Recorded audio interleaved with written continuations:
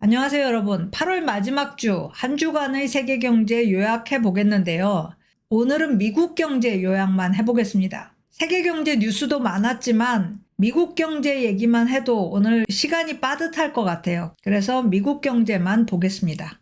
자, 이번 주에 데이터가 많이 나왔어요. 물가 데이터도 나오고 노동시장 데이터도 나왔습니다. 노동시장 데이터부터 보면요. 8월 신규 일자리가 18만 7천 개 창출됐습니다. 여기에요. 이게 예상치보다는 좀 많은 숫자입니다. 한 10,000개 정도 더 많았는데 이 6, 7, 8월 그러니까 이번 여름 기간 동안의 일자리 창출 월간 평균을 내보면 그 앞에 있는 3, 4, 5월 3개월간의 평균보다 거의 8만 개가 줄어든 것을 볼 수 있습니다. 그러니까 신규 일자리 창출은 감소하고 있다. 이렇게 판단이 되는 거죠. 거기다가 이 6월, 7월 두 달간의 신규 일자리 수가 처음에 발표했던 것보다 정정치가 굉장히 많이 낮아졌어요. 두 달 합해서 거의 10만 개 정도가 줄었습니다. 그래서 8월치도 줄지 않겠느냐 이렇게 얘기를 하면서 드디어 미국 노동시장의 열기가 식고 있다. 이런 신호로 받아들였습니다. 실업률도 7월에는 3.5%였는데 8월에는 3.8%로 올랐어요. 이것도 생각했던 것보다 실업률이 더 올라간 거고요. 그래서 드디어 미국 노동시장이 완화되는 건가? 시장은 이 뉴스에 굉장히 반가워했습니다. 그런데 한 번 더 생각해보면 이게 과연 경기 둔화의 확실한 메시지인가? 그 정도는 아직 아니지 않나? 이렇게도 보입니다. 왜냐? 경기가 추세적으로 성장할 때 월 10만 개 정도 일자리 증가하는 것은 전형적인 수준입니다.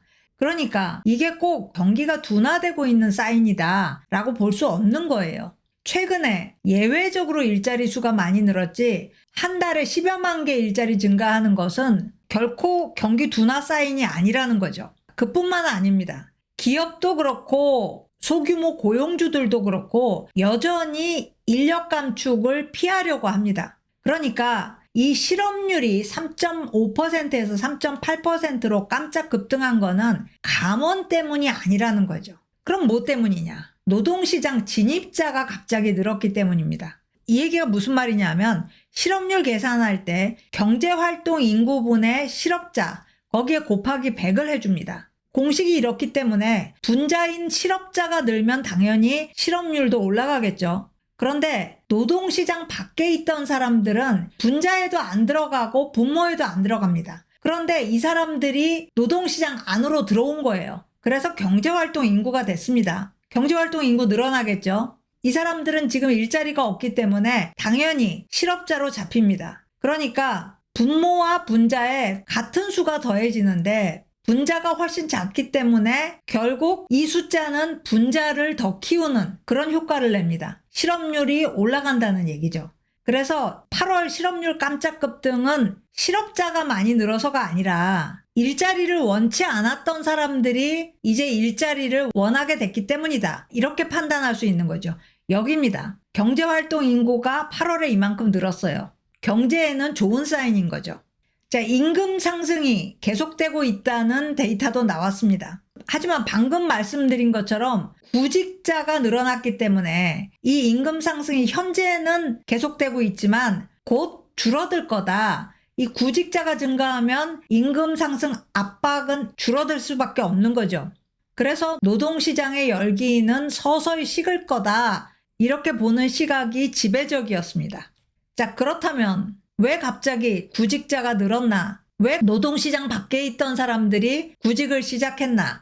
대체로 신용카드 연체율 급등하고 관련이 있다. 그러니까 소비를 너무 많이 했는데 이게 부채가 돼서 어쩔 수 없이 일자리를 찾는 거다. 이런 판단이 우세합니다. 8월 신용카드 사용액이 사상 최초로 1조 달러를 돌파했어요. 연체율도 10여 년 내 최고치 기록했습니다. 자, 그렇다면 이 연체율이 이렇게 올라간 게 신용카드 이자가 올라가선가 작년 8월에는 카드 이자율이 16.65%였습니다. 그런데 지난달에는 이자율 평균이 22%였어요. 얼핏 보면 많이 올라간 것 같은데 사실 신용카드 이자는 원래 높았고 1년 사이에 한 5.5%포인트 정도밖에 안 오른 거예요. 신용카드 한 장당 평균적으로 월 25달러 정도 이자를 더 내야 된다고 하는데 아주 부담스러운 금액은 아니죠.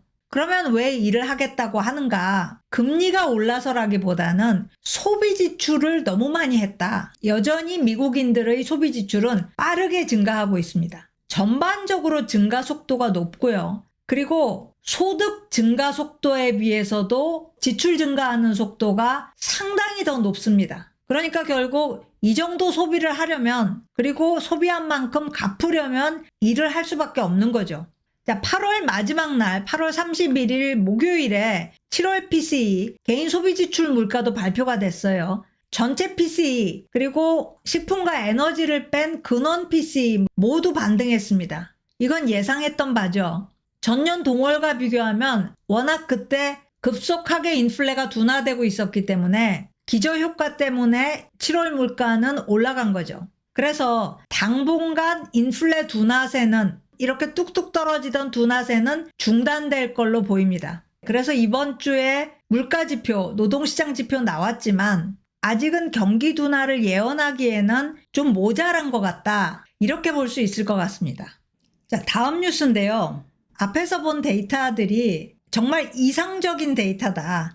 뜨겁지도 않고 차갑지도 않은 골딜락스 데이터다. 그런 주장이 많았어요. 그런데도 여전히 이코노미스트들은 내년 미국의 경기 침체를 예언하고 있습니다. 이 예언의 근거가 뭐냐? 당연히 높은 금리입니다.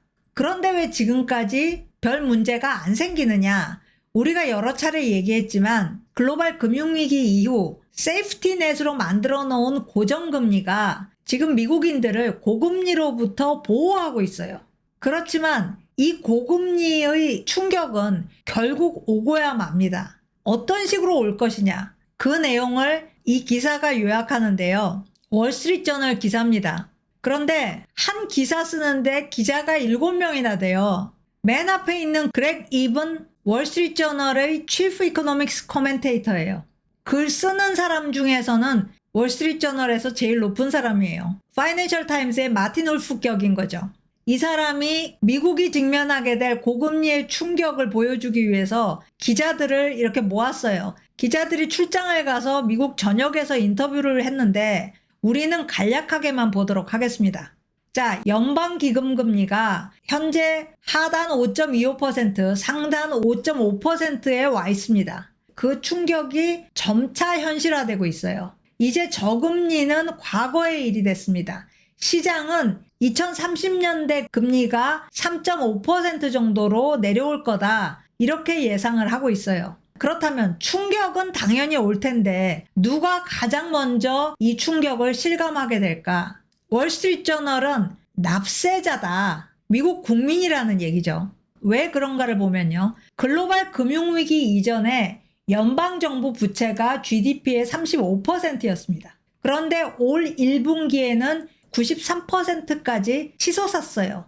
그런데 이 연방정부 부채, 국채의 평균 이자율이 3.4%입니다. 연방정부는 표지금리대로 이자를 지급합니다. 그러니까 연방정부 부담이 아직은 그렇게 크지 않다는 얘기죠. 그런데 이 국채의 67%가 5년 내에 만기를 맞게 됩니다. 그러면 리파이낸싱 하기 위해서 국채를 또 발행해야 되겠죠. 신규 발행 국채의 표지금리는 훨씬 더 높을 거라는 얘기입니다. 결국 연방정부의 치솟는 이자 부담을 납세자가 져야 된다, 이런 말입니다. 자, 납세자 다음으로 충격받을 쪽은 은행입니다. 은행은 사실 올해 세계 지역은행이 파산하면서 이미 희생됐죠. 은행의 대출 시장 가치가 인플레 때문에 하락을 했고요. 그리고 자산으로 보유하고 있던 국채 같은 장기 채권들의 가격이 하락하면서 이 사이에 끼어버린 게 은행입니다. 이 상황이 당분간 계속될 수밖에 없기 때문에 결국 은행 위기는 계속되고 있는 거죠. 자, 개인을 보겠습니다. 주택 모기지 금리가 7%를 상회하고 있어요. 웬만해서는 모기지 신청을 못 한다는 거죠. 이렇기 때문에 기존 주택 보유자들이 집을 팔 수가 없어요. 원래 모기지를 갖고 있는 게 훨씬 더 이득이니까요. 그래서 팔려고 내놓은 기존 주택 수가 현재 미국에서는 절반 정도로 줄었습니다. 앞으로 상황은 더 악화될 수 있고요.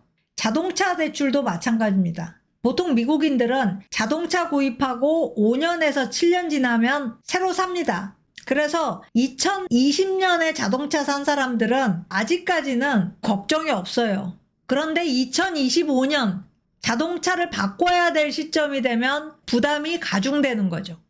자, 상업용 부동산 사업자들은 어떨까? 이 사업자들은 대부분 낮은 금리로 대출을 받아서 상업용 부동산을 구입했습니다. 만기가 곧 도래해요. 2023년부터 2027년까지 2조 7,500억 달러의 상업용 부동산 모기지 대출이 만기를 맞게 됩니다. 이미 많은 사업자들이 부실화되어 있는데 이 기간을 다 견뎌낼 수 있느냐? 회의적인 시각이 많습니다. 폭탄을 지고 있다고 판단하는 애널리스트들도 많고요. 자, 다음이 기업들입니다. 기업들은 코로나 때문에 2020년에 유례없는 쇼크에 빠집니다. 매출 발생이 중단됐고요. 앞으로 얼마 동안 이 매출 중단을 견뎌야 할지 감을 잡을 수가 없었습니다. 그래서 2020년에 무조건 회사채를 발행했어요. 사상 최대였습니다. 그런데 올해 이 회사채 중에 6천억 달러가 만기 도래합니다. 내년은 훨씬 심해집니다. 그리고 후내년인 2025년부터 2028년까지 4년 동안 매년 1조 달러 이상씩 만기를 맞게 됩니다. 골드만삭스는 미국 기업들에게 금융 절벽이 올 것이다. 여기에 도달하면 떨어져 죽을 수밖에 없다라는 얘기죠. 특히 부채를 끼고 기업 인수를 한 경우 레버리지드 론을 씁니다. 피인수 기업의 자산을 담보로 대출을 받는 거죠. 후내년부터 레버리지드 론 갚아야 하는 액수가 엄청나게 되고요. 그리고 고수익 채권, 소위 정크본드의 만기도 속속 돌아오게 됩니다. 이 기간을 미국 기업들이 어떻게 버틸 것인가 지금은 아직 실감을 못하고 있어요. 정크본드 만기가 올해 요 정도밖에 안 됩니다. 그런데 내년부터는 어떻게 할 것인가? 잭슨홀 컨퍼런스에서 발표된 논문 중에 하나가 우리는 금리 정책이 경제에 장기적인 영향은 안 준다고 생각했는데 그렇지 않다. 사실은 고금리가 기업 혁신을 아주 오랫동안 감소시킨다. 그런 증거가 도출됐다. 이런 내용인데요. 그렇다면 미국 기업들이 이 기간을 거치면서 도산도 많이 하겠지만 혁신의 싹이 아예 말라버리는 거 아니냐. 이런 걱정을 안 할 수가 없습니다. 물론 여러분 중에서는 그러니까 금리를 내려야지 이렇게 말씀하시는 분이 있을지도 몰라요. 그렇지만 이 상황에서 금리를 내리기는 쉽지 않죠. 차라리 금리를 내릴 수 있는 상황이 빨리 오는 게 미국한테는 더 낫지 않느냐 이런 생각도 듭니다. 자, 오늘 스캔 여기까지입니다. 고맙습니다.